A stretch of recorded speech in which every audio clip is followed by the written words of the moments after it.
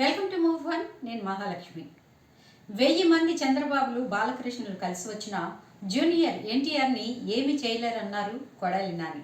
అసలు ఆ వ్యాఖ్యలు ఎందుకు చేయాల్సి వచ్చిందో తెలుసుకుందాం. నారా లోకేష్ కోసం హీరో జూనియర్ ఎన్టీఆర్ను సర్వనాశనం చేసే ప్రయత్నం చేస్తున్నారంటూ వైసీపీ ఎమ్మెల్యే మాజీ మంత్రి కొడాలి నాని మండిపడ్డారు. ఎన్టీఆర్ ఘాటు వద్ద ఏర్పాటు చేసిన జూనియర్ ఎన్టీఆర్ ఫ్లెక్సీలను తొలగించినట్టుగా కొన్ని మీడియా ఛానల్లో వార్తలు వచ్చాయి. ఈ నేపథ్యంలో కొడాలి నాని గుడివాడలో మీడియాతో మాట్లాడారు. వాళ్ళది నీచాతి నీచమైన బుద్ధి అని తీవ్ర వ్యాఖ్యలు చేశారు.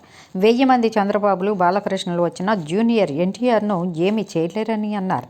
ఎన్టీఆర్కు వెన్నుపోటు పొడిచిన వారు ఆయన వర్ధంతిని చేయడం ఏంటని కొడాలి నాని ఎద్దేవా చేశారు. ఓట్ల కోసం ఎన్టీఆర్ వర్ధంతిని చేస్తున్నారని విమర్శించారు. గతంలో ఎన్టీఆర్ను గద్దెదింపిన బాలకృష్ణ ఇప్పుడు జూనియర్ ఎన్టీఆర్ ఫ్లెక్సీలపై పడ్డారని మండిపడ్డారు. తన కొడుకును సీఎం చేయాలనేదే చంద్రబాబు ఆలోచన అన్నారు. గుడివాడలోని ఎన్టీఆర్ స్టేడియంలో ఎన్టీఆర్ విగ్రహానికి కొడాలి నాని నివాళులర్పించారు. అనంతరంతో మీడియాతో మాట్లాడుతూ ఆయన పై వ్యాఖ్యలు చేశారు. గతంలో నాని మాట్లాడుతూ తెలుగుదేశం పార్టీ అధినేత చంద్రబాబు నాయుడు, ఆయన కుమారుడు నారా లోకేష్పై గుడివాడ వైఎస్ఆర్ కాంగ్రెస్ పార్టీ ఎమ్మెల్యే మాజీ మంత్రి కొడాలి నాని తనదైన శైలిలో విమర్శలు గుప్పించారు.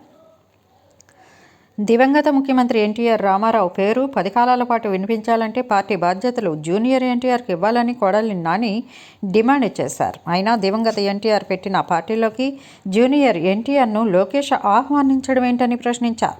చంద్రబాబు, లోకేష్కు విశ్వసనీయత లేదని, పార్టీని కాపాడటం తమ వల్ల కాదని వారికి అర్థమైపోయిందన్నారు.